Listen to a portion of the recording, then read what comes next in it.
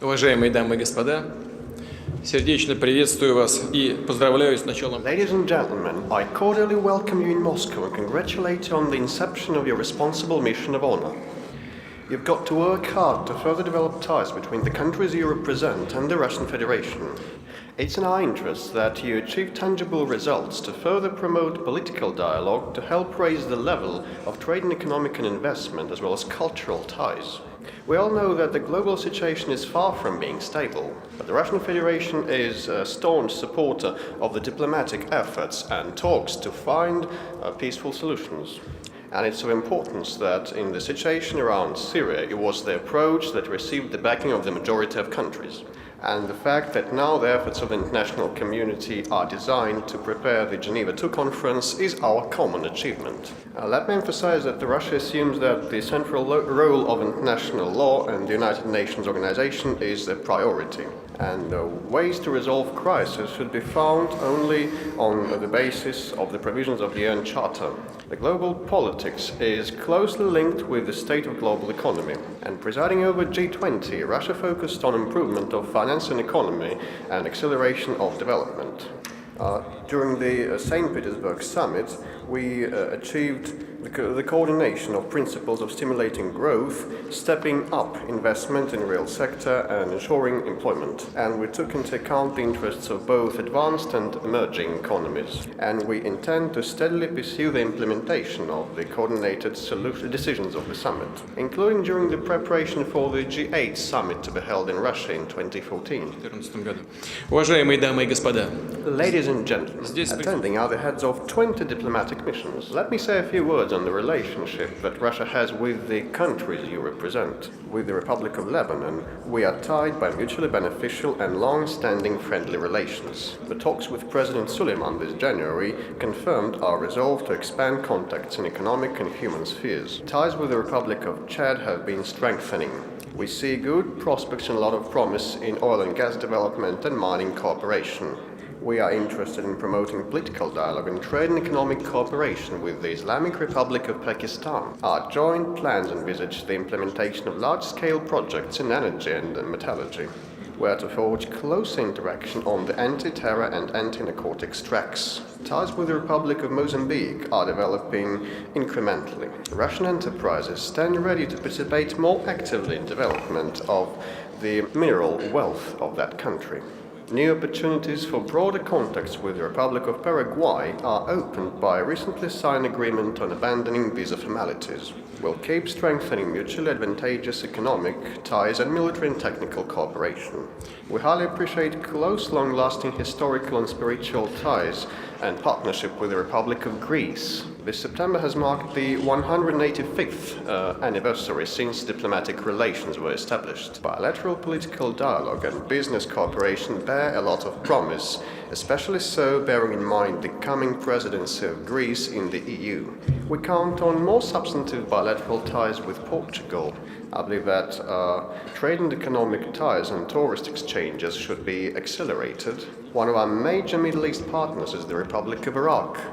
We back the efforts of the Iraqi leadership to stabilize the situation in their country and provide national accord. We are ready to assist in strengthening the special services of Iraq and promote energy and military and technical cooperation in line with the accords reached during the visit of Prime Minister Maliki to Moscow.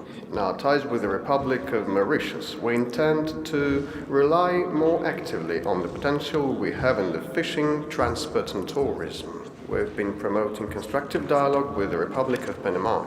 We are to strengthen bilateral legal framework, forge cooperation in energy, construction and banking sector. Venezuela is our trusted strategical partner in Latin America.